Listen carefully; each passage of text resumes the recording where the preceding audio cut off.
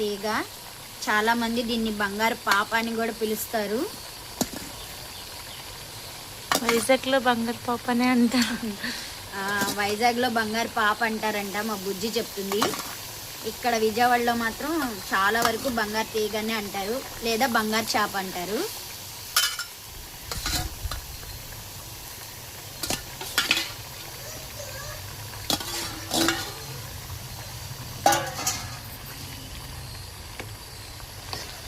ఇప్పుడు ఇది ఇలాగా ఒకసారి పైకి ఇలాగా కలుపుకున్నాం.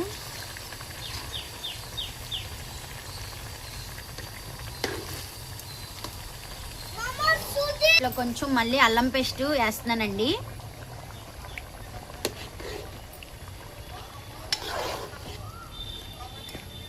ఇవి బతికిని తీసుకొచ్చాం చేపలు కూడా ఫ్రెష్గా ఉన్నాయి. మాకు ఇక్కడ చేపలు బాగా ఇష్ట ప్రాంతం కదా, బాగా ఎక్కువ దొరుకుతాయి చేపలు, రొయ్యలు, అట్లాగే సముద్రం ఐటెం కూడా దొరుకుతాయి మార్కెట్లోని. సముద్రం ఐటెం కూడా దొరుకుతాయి కానీ ఎక్కువ మేము మాత్రం కిష్ట చేపలు బాగా ఇష్టంగా తింటారు ఇంట్లో. ఒక్క 2 నిమిషాలు అయితే అయిపోద్ది పులుసు. ఒక్కసారి అలా మూత పెట్టుకొని మగ్గిద్దాం. తీసుకొని ఒకసారి చూద్దాం.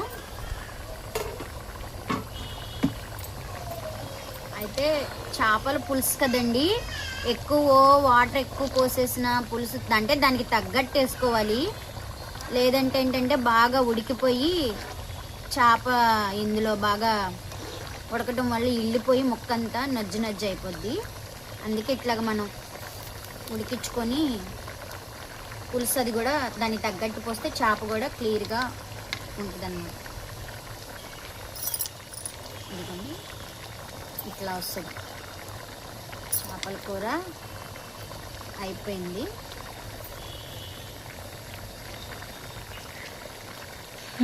తలకాయది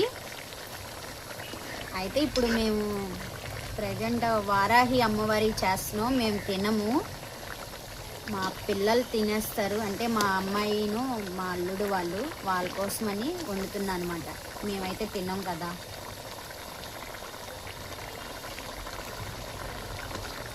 ఓకే, చేపల కూర అయిపోయి వచ్చింది. ఒక్క 2 నిమిషాల్లో అయిపోయింది. ఫుల్గా పెడితేమంట అయిపోయింది.